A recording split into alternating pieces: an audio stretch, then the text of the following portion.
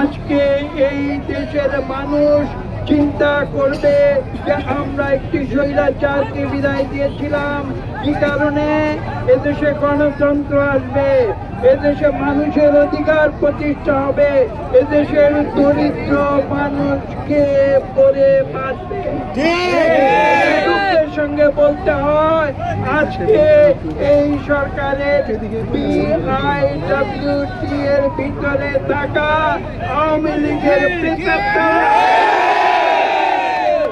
তারা আজকে এখানে এসে ঘোড়াশাল পলাশে নিরীহ দরিদ্র মানুষের উপরে জুলুম অত্যাচার করেছে, যেটা স্বৈরাচারী সরকারের কর্মকাণ্ডকে লজ্জা দেয়।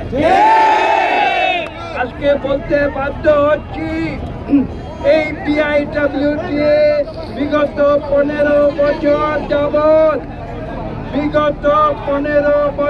যাবৎ বাংলাদেশের জলাভূমি নদী থেকে হাজার হাজার কোটি টাকার বালু লুটপাট করে দুর্নীতি করেছে এই BIWT। আজকে ঘোড়াশাল পলাশে এসে তারা আইন দেখাতে চায়। কিসের আইন? দরিদ্র মানুষকে শোষণ করা কি কোনো গণতান্ত্রিক দেশের আইন হতে পারে না?